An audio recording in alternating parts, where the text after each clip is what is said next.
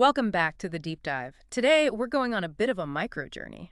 We're zooming all the way into the smallest scale of evolution. The most fundamental scale, really. We're talking about microevolution, how life changes, one population at a time, generation by generation. It really is the essential building block. And when we say microevolution, we're talking about something very specific.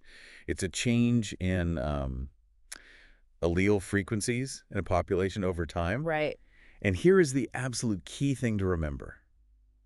Individuals do not evolve.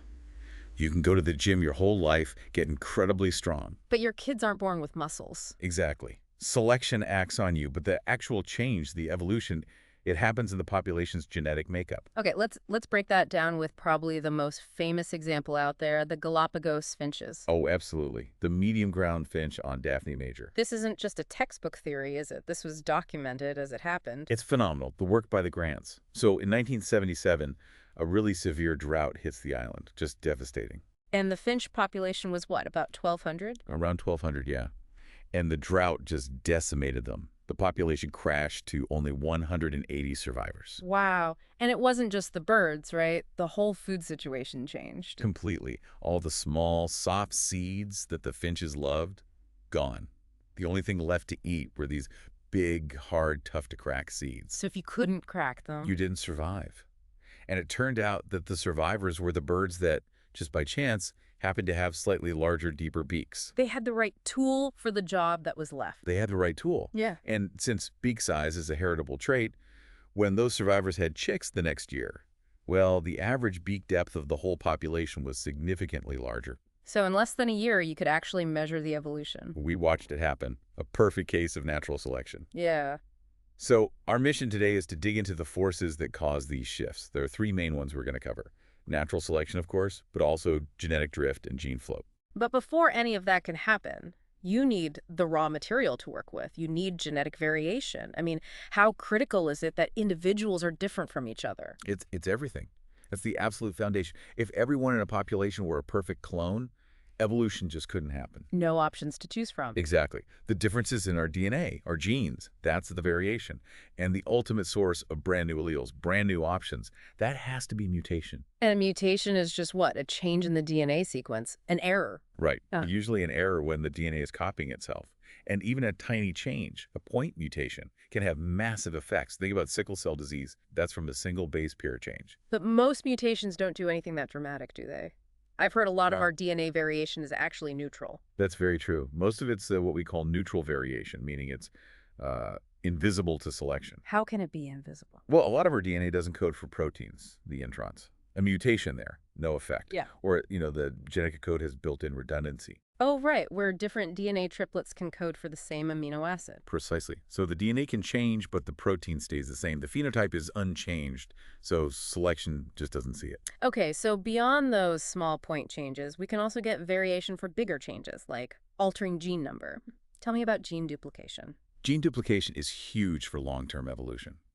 If there's a mistake during meiosis and a whole gene gets copied, the original can keep doing its job. While the new copy is free to, what, experiment? Essentially, yes. It's free to accumulate new mutations and maybe, over time, take on a totally new function. We see this with our sense of smell. The olfactory receptors. Yes. Humans have about 380 genes for smelling. Mice, who rely on smell way more than we do, have around 1,200. That expansion of genes literally shaped their world. That makes a lot of sense. And speaking of speed, what about organisms that reproduce really, really fast? Like bacteria or HIV. It just accelerates everything. HIV has a generation time of, 2 days? So even with a low mutation rate per replication, the sheer number of new viruses being made means that new variants are popping up constantly. And that's why you can't treat it with a single drug. You can't. A resistant mutant will appear almost immediately. That's why we need the multi-drug cocktail approach. So mutation gives us the new stuff. But for organisms like us with sexual reproduction, a lot of variation just comes from shuffling the existing cards, right? Absolutely. Think about it. Crossing over in meiosis, the independent assortment of chromosomes, and then fertilization, it's like an infinitely complex card-shuffling machine. Taking all the existing alleles and just dealing out brand new hands for every single individual. Right, it maintains that variation beautifully. Okay, so we have this variation. Now, how do we measure if a population is actually changing? We need some kind of a baseline, don't we? A control group. We do. And that is the genius of the Hardy-Weinberg principle. Yeah. It's our null hypothesis. It's the model for a population that is not evolving. First, let's just define a couple of terms. What exactly is a population? A population is just a localized group of individuals that can interbreed and produce fertile offspring. And the gene pool. That's all the alleles for all the genes in that entire population. Who's Everything that's available. If there's only one allele for a certain gene, we say that allele is fixed. Got it. So Hardy-Weinberg describes this imaginary state where the frequencies of these alleles and the genotypes just stay the same generation after generation. Exactly the same. Yep. And the formula, 2p$ plus 2pq plus q2 equals num1 is just the mathematical description of that stability. Where pot and tollers are the frequencies of the two alleles. Right. And 2p$ and 2 and 2 tollers are your two homozygous groups. And 2p$ is your frequency of heterozygotes. If the math matches reality, the population is in equilibrium. And what's so powerful is that this tells us exactly what has to go wrong for evolution to happen. There are 5 conditions for this equilibrium, right? 5 perfect and frankly impossible conditions. 1, no mutations, ever. Okay. Unlikely. 2, completely random mating. No one have any preferences. 3, no natural selection. 4, the population has to be extremely large, basically infinite. To avoid random chance events. And 5, no gene flow, no one leaves, no one arrives. If any one of those 5 is violated, the population will evolve. Let's make this real. The formula is actually used in medicine, for example, with a recessive disorder like PKU, phenylketonuria. That's a great application. Right. So PKU occurs in about 1 in 10,000 births in the U.S. That number, 1 in 10,000, is our 2Ku2. The frequency of the recessive homozygote. Yep. So if 2Ku is 0.0001, we just take the square root to find $, the frequency of the recessive allele itself. Which is 0.01. Right, which means p-etel, the frequency of the dominant healthy allele, must be 0.99, and now we can find the carriers. The heterozygotes, the 2 tau is 0.99 times 0.01 comes out to about 0.0198. So roughly 2% of the population, almost 2%. And that's the takeaway. These harmful recessive alleles are mostly hidden away, protected in this huge reservoir of healthy carriers, which is why they persist. That's fascinating. Okay, so now let's violate those conditions. Let's talk about the actual engines of change, starting with genetic drift, the force of chance. Genetic drift is all about random fluctuations in allele frequencies. It's statistical noise, and it's most powerful in small populations. What's the analogy here? Think about flipping a coin. If you flip it 1,000 times, you'll get pretty close to 50 heads and tails. But if you only flip it 10 times, getting 7 heads is not that weird. Right. The sample size is too small. It's the same in a small population. A few individuals failing to reproduce or just dying by accident can drastically change the allele frequencies, and it has nothing to do with whether their alleles were good or bad. And this shows up in a couple of key ways, right? The founder effect and the bottleneck effect. Exactly. The founder effect is when a few individuals get isolated from a larger population and start a new one. Their little gene pool is probably not going to be representative of the original population. Just by random chance. Just by chance. Yeah. A classic case is the British colony on Tristan da Cunha. 15 founders, and one of them happened to carry a rare allele for a form of blindness. So that rare allele became much more common in the new population. N times more common than back in Britain. All because of who happened to be on the boat. Okay, so that's starting a new population. What about the bottleneck effect? A bottleneck is when a population gets drastically reduced in size by some catastrophe. A fire, a flood, overhunting. Again, who survives is often just luck, not fitness. And the example here is the greater prairie chicken. A tragic one. They went from millions of birds in Illinois down to fewer than 50. A severe bottleneck. And what did that do to their genetics? It wiped out their genetic diversity. The result was that their eggs weren't hatching. The rate dropped below 50%. They'd lost too many important alleles. But there was a successful intervention there, right? There was. Researchers brought in 271 birds from other states, introduced new alleles back into the gene pool, and the hatching rate shot back up over 90%. A stunning recovery. So to sum up, drift. It's random, it's strongest in small populations, and it always reduces genetic variation. Always. Okay, moving from random chance to movement, gene flow. This is about migration, isn't it? It is. It's the transfer of alleles between populations. Individuals move, or their gametes move like pollen on the wind. And what's the overall effect of that movement? Gene flow tends to make populations more similar to each other over time. It reduces genetic differences. It's kind of a homogenizing force. Can you give an example of how that works, especially if selection is pulling in the opposite direction? The Lake Erie water snakes are a perfect example. On the mainland, the snakes are strongly banded, which is great camouflage in the marshes. But on the islands, it's different. On the Rocky Islands, unbanded snakes are better camouflaged. So selection on the islands favors the unbanded snakes. But they don't all become unbanded. They don't, because snakes from the mainland are constantly swimming over, bringing their banded alleles with them. This constant gene flow prevents the island population from fully adapting to its own environment. So gene flow is fighting against local adaptation in this case. It's keeping the wrong allele present at a higher frequency than selection would like. Okay, so we've had drift and flow, which are both sort of random, but now we have to get to the one mechanism that consistently leads to adaptation. The big one, natural selection. This is the only one that consistently results in adaptive evolution. And to really get this, we have to be clear on what fitness means. It's not about being the biggest or strongest. It's relative fitness. It's purely about how many offspring you contribute to the next generation's gene pool relative to everybody else.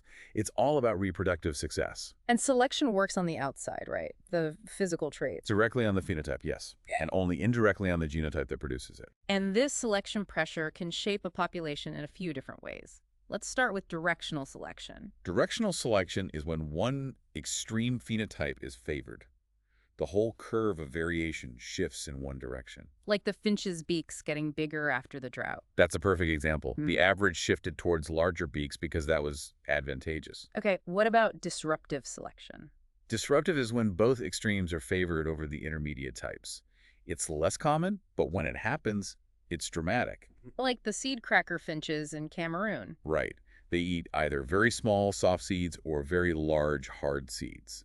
A bird with a medium-sized bill is terrible at eating both. So it's better to be a specialist at one end or the other. It's a huge disadvantage to be in the middle. So selection weeds out the intermediates, potentially leading to two distinct groups. And the third mode is the one that keeps things the same, stabilizing selection. This is probably the most common. It acts against both extremes and favors the average, the intermediate phenotype. And the classic example is human birth weight. It is. Babies that are either very small or very large have lower survival rates. Selection favors babies in that intermediate 3 to 4 kilogram range, and so it keeps the average right there. Okay, beyond just survival, there's a whole other layer of selection pressure for reproduction itself, sexual selection. This is what drives some of the most amazing and, frankly, bizarre traits we see in nature. It's all about certain individuals being more likely to get a mate. And that leads to sexual dimorphism, right? The big differences between males and females. Yes, differences in size, color, ornamentation. Think of a peacock versus a peahen. And this competition happens in two main ways. Intrasexual selection. Which is direct competition within one sex. Usually males fighting, two stags locking antlers. And then there's intersexual selection, which is mate choice. Usually it's the female being choosy. And a leading explanation for this is the good genes hypothesis. The idea being that the female is choosing a mate whose flashy traits, like a bright color or a long call, are an honest signal of good genetic quality. Even if that trait makes him more vulnerable. A huge bright tail is like a giant eat-me sign for a predator. If he can survive with that handicap, he must have great genes. And there was a great experiment with gray tree frogs that backs this up. A really clever one. Females prefer males with long calls. So researchers tracked the offspring of long-calling males versus short-calling males. The tadpoles from the long-calling dads grew faster and survived better. The call was a genuine advertisement of genetic quality. So even with all this selection pushing for the best traits, variation doesn't just disappear. Sometimes it's actively maintained by something called balancing selection. Right. This is a set of mechanisms that maintain at least two different forms or phenotypes in a population. One way is frequency-dependent selection. This is where a trait's fitness depends on how common it is. This one seems weird. Why would being rare ever be an advantage? Take the scale-eating fish in Lake Tanganyika. Their mouths are twisted to the left or to the right. So they can only attack one side of their prey. Exactly. Right. And the prey fish learn to watch out for whichever attack is most common. So if there are a lot of right-mouthed attackers, it becomes an advantage to be a left-mouth attacker. And their numbers go up until the prey switches its focus. And it just oscillates back and forth around 50-50. Selection is always favoring the rare one. It's a brilliant system for maintaining both types. Okay, and the other major type of balancing selection is probably the most famous one of all, heterozygote advantage. This is when being a heterozygote for a particular gene gives you higher fitness than either of the homozygotes. And the textbook case is sickle cell and malaria. Walk us through this genetic trade-off. Okay, if you have 2 copies of the sickle cell allele, you have severe sickle cell disease. If you have 2 copies of the normal allele, you're fine, unless you get malaria. But if you're a heterozygote with one of each? You have the sickle cell trait, but you're also protected from the worst effects of malaria. In places where malaria is common, this is a massive survival advantage. So selection actively keeps this potentially deadly recessive allele in the population. It does. It keeps it at a high frequency because the benefit to the heterozygote outweighs the cost to the recessive homozygote. It is a brutal but perfect example of evolutionary compromise. And that idea of compromise brings us to our last point. Why doesn't natural selection produce perfect organisms? Because it can't. There are hard limits. Hmm. The first one is that selection can only work with the variation that's already there. It can't just invent a new allele on the spot because it needs one. Exactly. If a snowshoe hare doesn't have an allele for delaying its coat color change, it can't adapt to shorter winters, even if turning white on brown ground is a death sentence. The second constraint is history. Evolution is a tinkerer, not an engineer. It modifies existing structures. A bat's wing is a modified mammal forelimb. It's not built from scratch, so it carries the baggage of that ancestral design. And third, you mentioned it before, adaptations are always compromises. Always. Our hands are wonderfully dexterous, but that makes them prone to sprains and breaks. A seal's flippers are great for swimming, terrible for walking. You can't optimize for everything at once. And the last one is just chance. Chance and environment. A storm, a flood, a fire. Sometimes the fittest individual just gets unlucky. Evolution isn't a neat and tidy march toward perfection. So this has been an amazing deep dive. We started with the raw material genetic variation for mutation and sex. We used Hardy-Weinberg as our no-change baseline. And then we looked at the forces: random genetic drift, homogenizing gene flow, and the only adaptive force, natural selection, with all its modes and constraints. And maybe a final thought to leave you with. Think about those constraints, especially the reliance on existing variation and historical baggage. With the speed of global change today, climate change, new diseases, what does it mean for species that might need truly new solutions, not just small modifications of what they already have? Can evolution keep up? A very challenging question to ponder. Thank you for joining us for the deep dive.